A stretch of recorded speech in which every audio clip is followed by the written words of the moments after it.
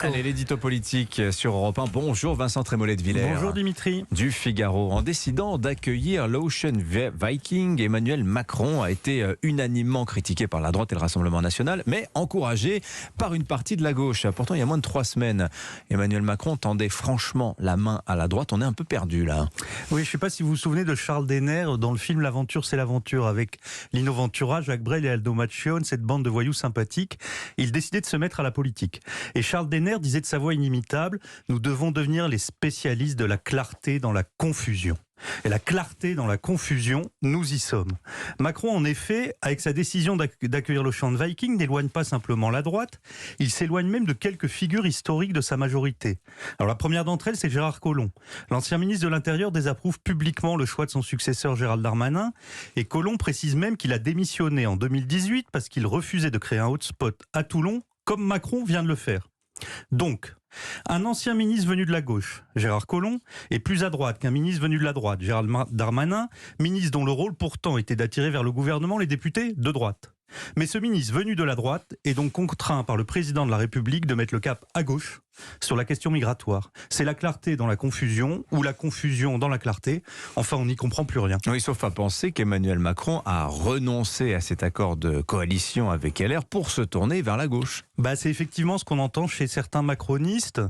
Pour eux, face à la menace Le Pen, Macron retrouve son rôle de rempart de la démocratie. Alors c'est vrai que c'est le rôle qu'il préfère, mais quand même, c'est lui et personne d'autre qui à la télévision a tendu la main à la droite. Et c'était pas il y a 1 an, mais il y a 3 semaines. Macron avait soigneusement repris les mots ordre, mérite, prononcés quelques jours plus tôt par Nicolas Sarkozy. De la même façon, ça fait des mois que Gérald Darmanin cherche à convaincre sénateurs et députés LR du bien fondé de sa loi sur l'immigration. Cette loi devait même être le point de jonction entre la majorité et le groupe LR. Bon, là, ça paraît très sérieusement compromis. Les députés LR ne peuvent plus apporter leur soutien à un gouvernement qui accueille les bateaux de migrants. Ce serait envoyer directement leurs électeurs chez Le Pen. Ah oui, d'autant que la campagne pour la présidence des Républicains interdit toute faiblesse pour les candidats sur ce type de sujet. J'irais même un peu plus loin. En accueillant l'Ocean Viking, Macron a ouvert un espace à la droite. Éric Ciotti et Bruno Retailleau sont depuis longtemps, en tant que parlementaires, en pointe sur ces sujets que l'on appelle régaliens. À l'Assemblée et au Sénat, ils peuvent sans complexe faire monter les enchères.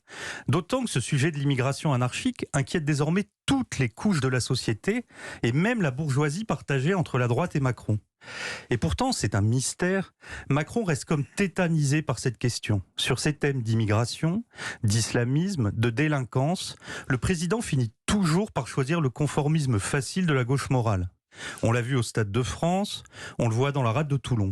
Le thème central de l'autorité de l'État est abandonné au milieu du gué. Alors, Gérald Darmanin a beau se montrer volontariste, il se heurte à chaque fois au surmoi socialiste du président, au risque de confirmer cet autre slogan lancé par Charles Denner, c'était toujours dans l'aventure, c'est l'aventure.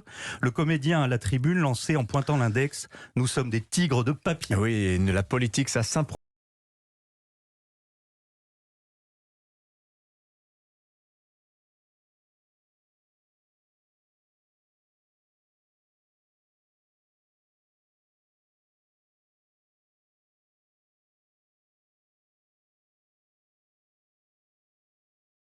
Très agréable. À la une du Figaro, d'ailleurs, je le signale, l'Ocean Viking brouille le jeu de Macron vers la droite quand l'humanitaire tient lieu de politique migratoire. On en parlera à 8h40 dans le club de la presse Europe 1 avec nos 2 éditorialistes du jour, Charlotte Dornelas de Valeurs Actuelles et Carole Barjon